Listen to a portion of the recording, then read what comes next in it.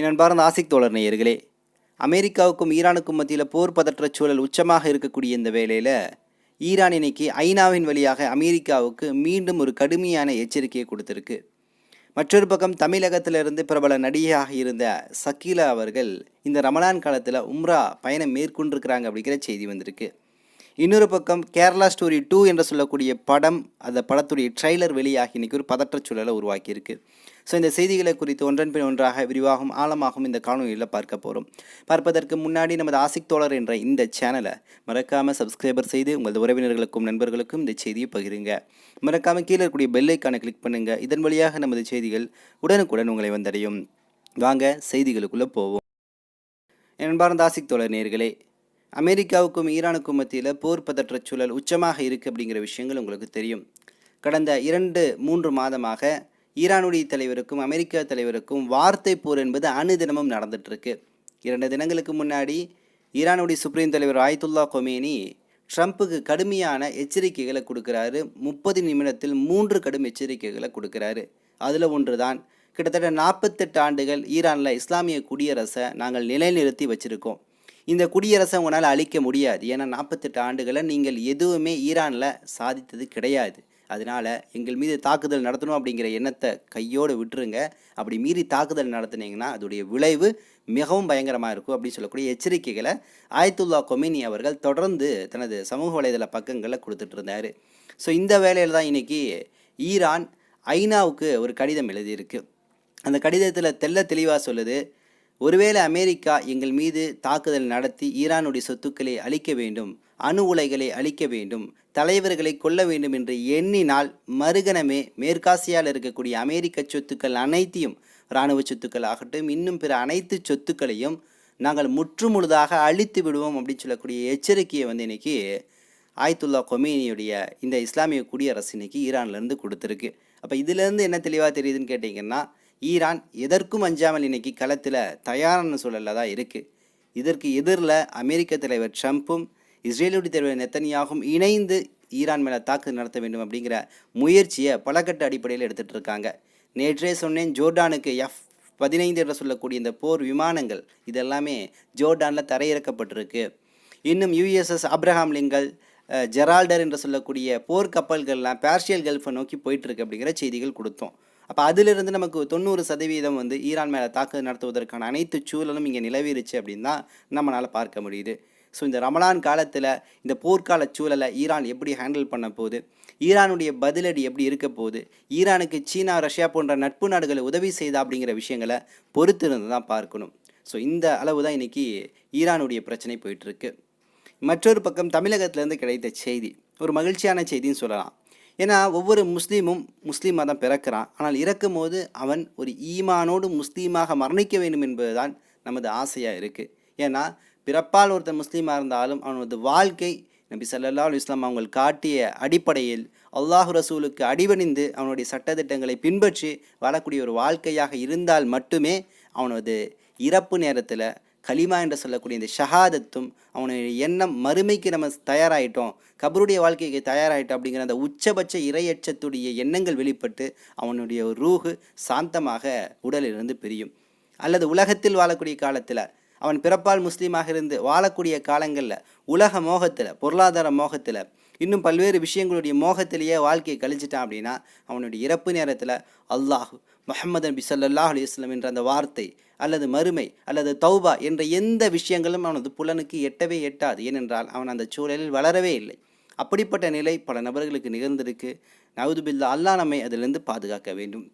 இந்த சூழலில் தான் அல்லாஹ் ஒரு அடியானை தேர்வு செய்து அந்த அடியானுக்கு உம்ரா என்று சொல்லக்கூடிய பாக்கியத்தை, அதாவது காபத்துல்லாவை பார்க்கக்கூடிய ஒரு பாக்கியத்தை கொடுக்குறான். இந்த பாக்கியம் பல நபர்களுக்கு கிடைக்கல, பல நபர்களுக்கு கிடைச்சிருக்கு. அப்போ அந்த கிடைக்கக்கூடிய நபர் அந்த பாக்கியத்தை சரியான முறையில் பயன்படுத்தி கொள்ள வேண்டும்.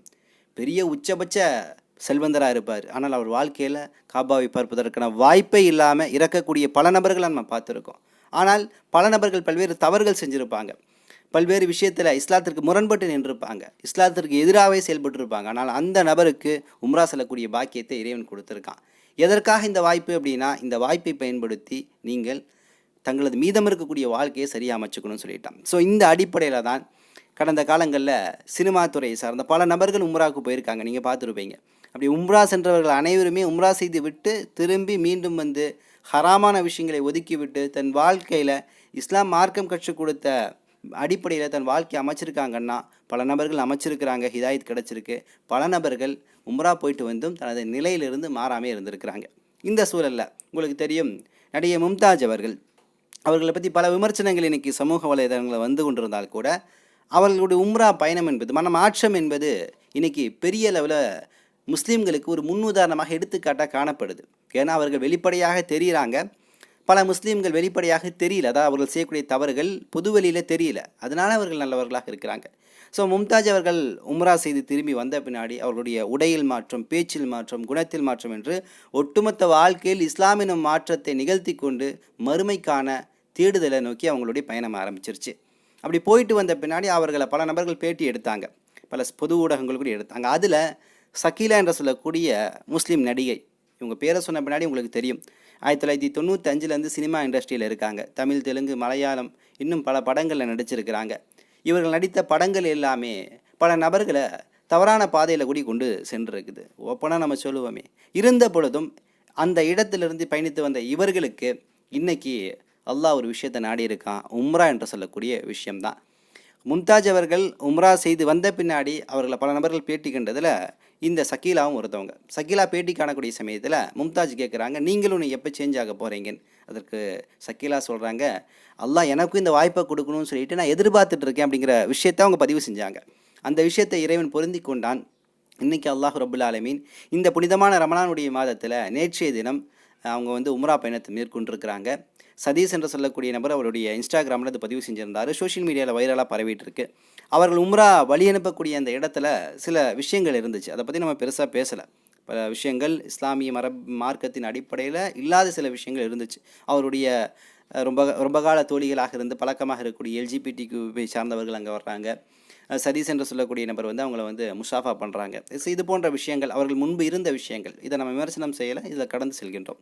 ஆனால் இங்கு நாம் பார்க்கக்கூடிய விஷயம் என்னென்னா, இந்த சக்கீலா என்று சொல்லக்கூடிய அன்பு சகோதரிக்கு அல்லாஹ் இந்த உம்ரா என்றக்கூடிய வாய்ப்பு கொடுத்துருக்கான். இது போல் பல நபர்களுக்கு கொடுத்துருக்கான். அப்போ இவர்கள் இன்ஷா அல்லாஹ் துவா செய்வோம், பிரார்த்தனை செய்வோம்.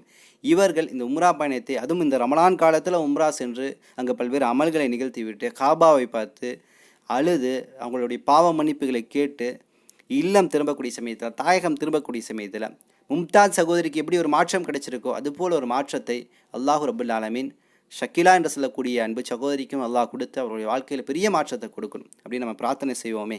ஏன்னா அதுதான் நம்ம மேலதிகமாக செய்யக்கூடிய விஷயமா இருக்குது.